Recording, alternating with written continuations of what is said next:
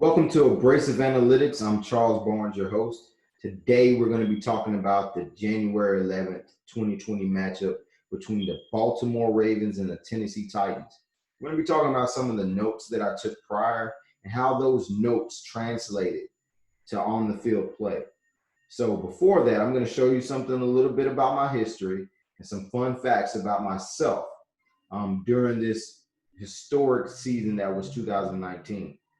Then we're going to get to the tape and go through some of the more explosive plays in that matchup. So bear with me while I screen share.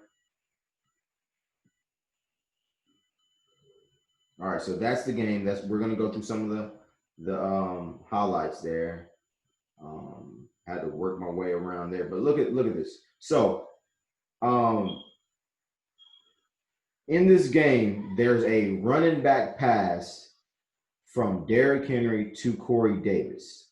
Now look at the date. This is my Twitter, by the way. You can go and follow me. Charles Barnes, it's my name, at BU_scouting on June 7th, 2019.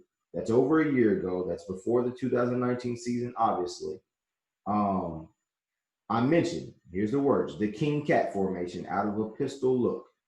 Mariota motions out right to the defender. That's when he was starting. He gets the defender out of the box. There's once again trap action with the left guard pulling, which will be Roger Saffold in this case. Back then it was, I can't remember his name, plays for the Buffalo Bills now. I'd like to see a running back pass eventually from this concept to surprise the defense at some point in 2019. That was June 7th. And below that, January 9th, 2020, I tagged quarterback coach, Pat O'Hara, as you can see, Tennessee Titans quarterback coach. And I also tagged tight ends coach. This is 2 days before the matchup. 2 days before the matchup, right? So let's get to the tape.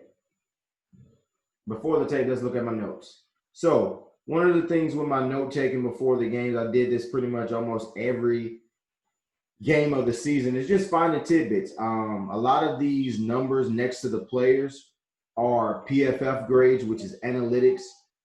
It's something that I wasn't too privy to at first, I'm gonna be honest, and then I started seeing a correlation between my tape study and then some of the grades. Now, not all the grades make sense to me.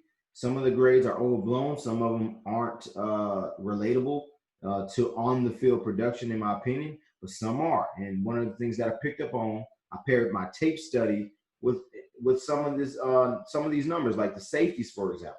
And as we can see, we all know Derrick Henry had a huge game versus the Ravens. But even if you just look at the analytics of it all, Earl Thomas, 55.1, that's his run defense grade. Chuck Clark, 58.3. 70 is starter level. So these safeties weren't even on starter level when it comes to run defense grades. So I made that a note that the Tennessee Titans I called it. They were going to have a great run game. You know, a lot of people think of that defense, they're getting after people, but you forget that they were up against a lot of people. They had a big leads versus a lot of teams, so they got after it. You know, they had a license to rush the passer. So that's where certain things are skewed, and you really have to open up your eyes to those type of things. So run towards number 44, Marlon Humphreys, 56.3. He was low in those run defense situations. Target older defensive backs, Brandon Carr, 65.2. You know, Jonnu Smith had a touchdown catch versus Brandon Carr. Jimmy Smith, 64.2. And then Tony Jefferson, 44.5.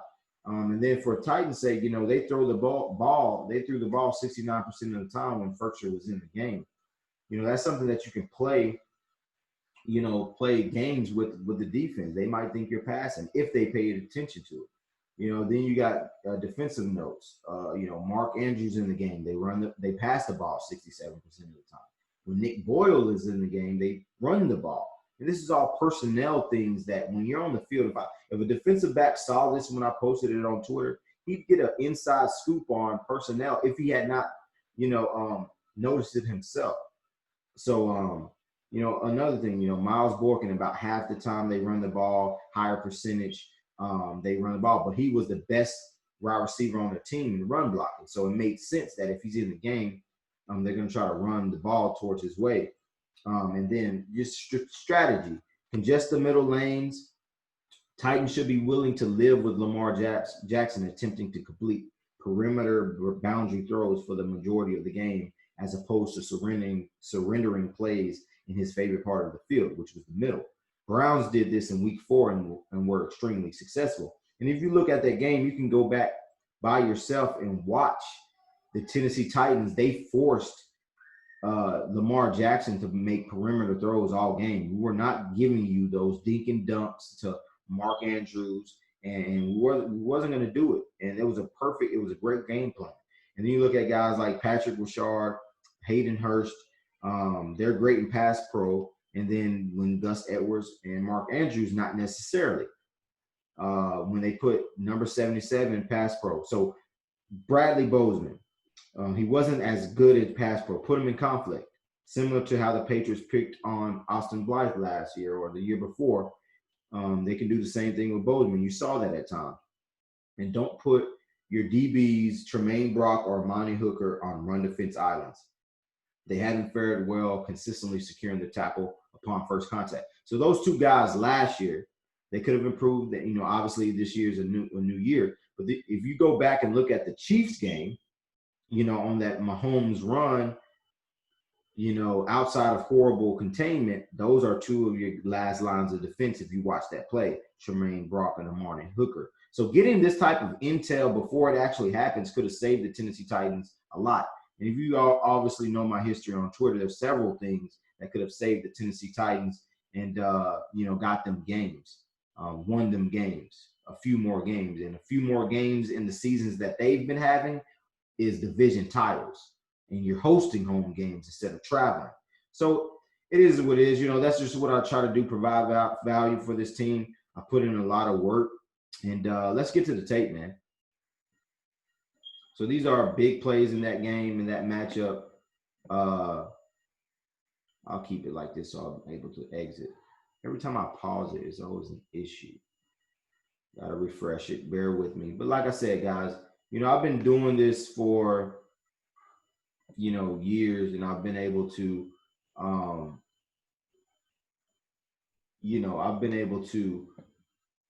let's go to in-game highlights so that can kind of expedite it. Let's go big plays from divisional round, because the way that I've been searching has been messing up lately. And what I love about this is, if I didn't say it at the beginning, forgive me if I'm repeating myself, but I'm doing this very organic. Like, I don't have the Sports Center pop-ups like other, shows. That's when I get savvy when I start becoming more savvy with this tech stuff.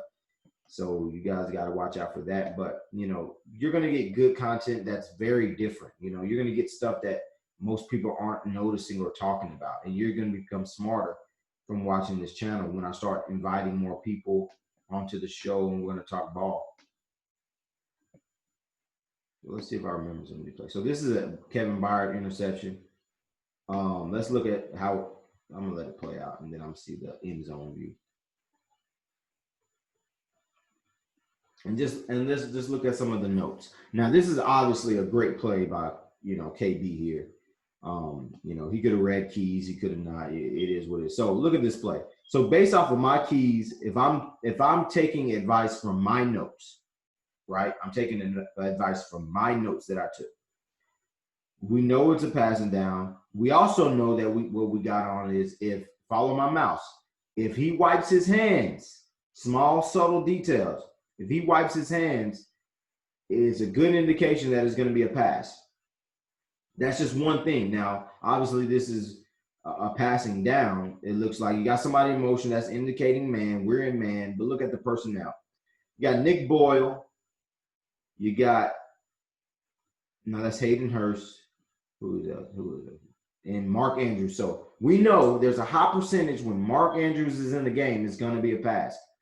And you also know, if you're reading your keys as a defensive back, if the tight end releases without trying to block, more than likely it is a pass. So we already know it's pass.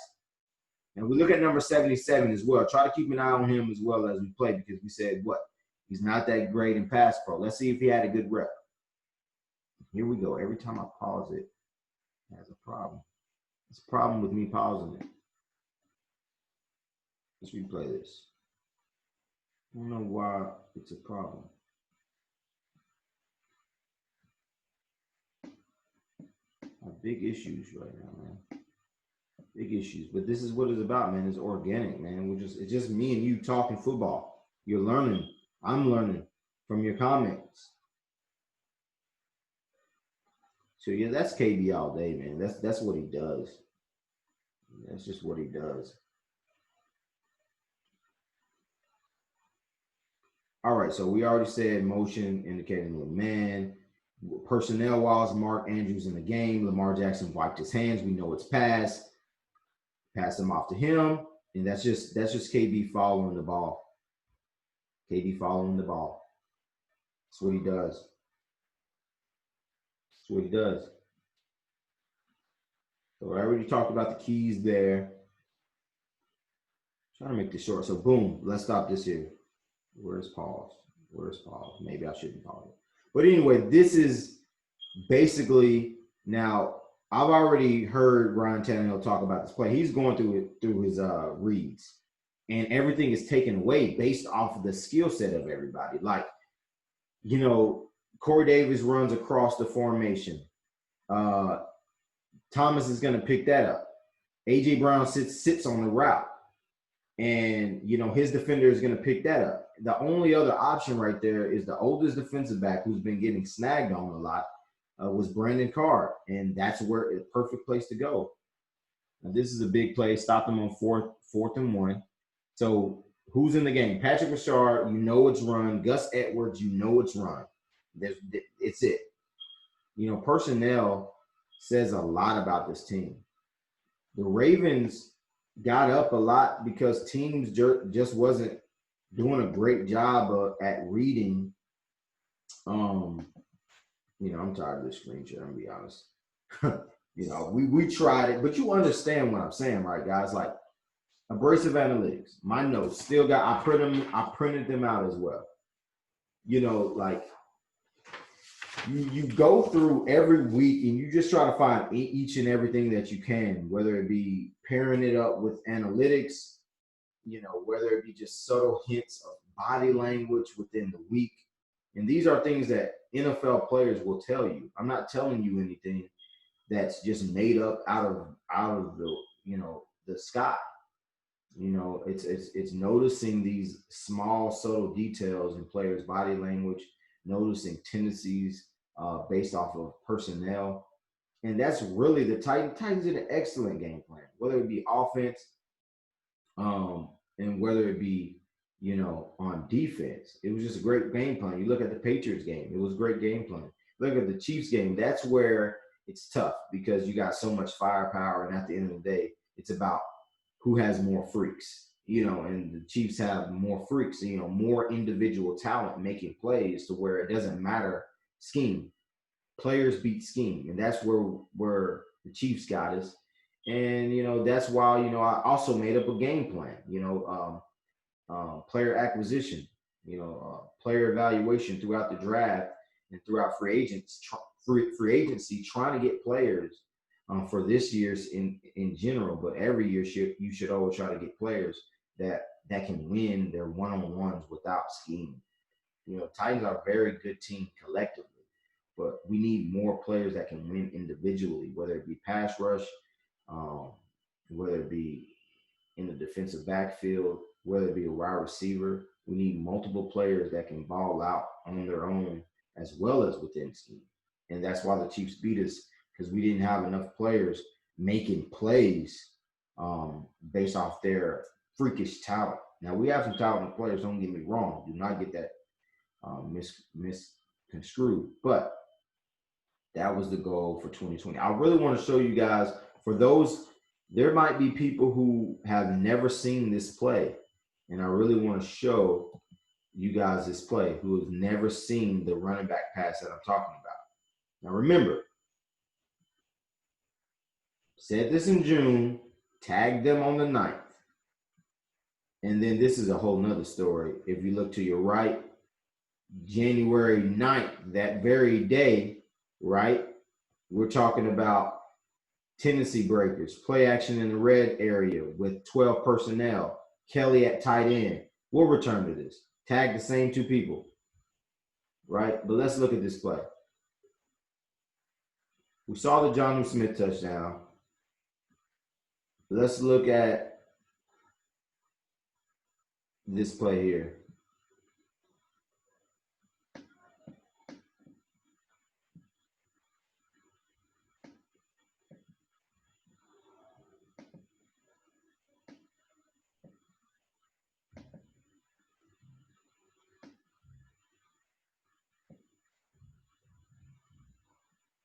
You see it in the corner. I have some tech issues today, man.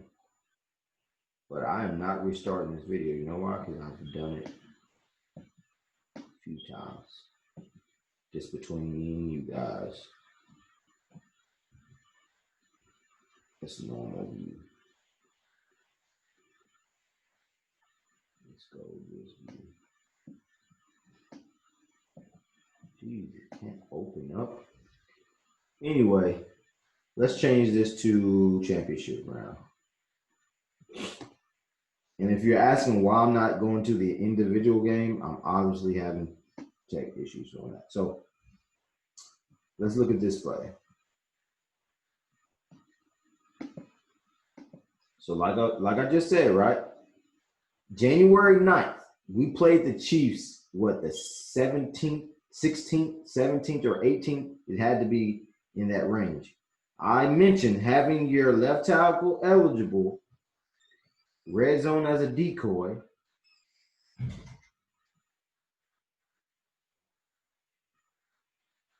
Wait, yeah, I stopped screen sharing. Did stop the screen sharing. So anyway, like I said, having your left tackle eligible a few times in the red zone as a decoy, then finally throwing in the ball would be an excellent wrinkle.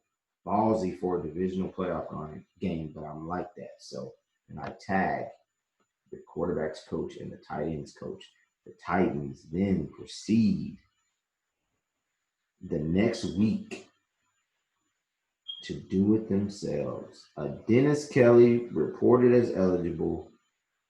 Ryan Tannehill pass to Dennis Kelly as you look at your top left screen.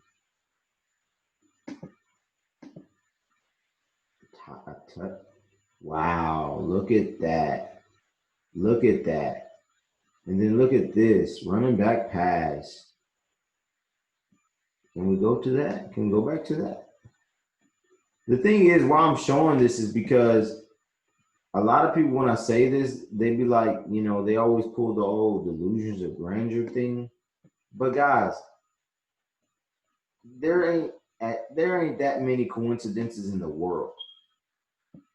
And that's what I'm trying to tell you guys. There's not that many coincidences in the world that this continues to happen. And you know, for people that's been following me, they know all of 2019 was like that. Whether it be free agency, when I sent in my 10,000 word game plan, sent it in, literally mailed it in, and they almost followed it to a T. So all of this stuff, running back pass, top left corner that you guys didn't get to see, I guess, because it wasn't screen shared. Top left corner. Don't know why it's not maximizing, but as you can see, it's a historic play. It'll be played forever in Titans history. And it's the play that obviously the Titans had in their back pocket, but I mean, look at this. January 9th, 2 days before the game, I mentioned it. And then the very next week, they do this. Like, come on, guys. How many times have this been ran in the playoffs in the history of the playoffs? But back to what this really is for, man. Hopefully you guys gain some type of knowledge. Hopefully you guys enjoyed this episode of Abrasive Analytics. I think it was fun. I try to keep it, you know, as organic as possible. Just us watching tape. Thanks for tuning in. Please like, share, comment. Tell me what I can improve upon. I'm pretty sure it's a lot of stuff. But thanks for tuning in. Thanks for watching.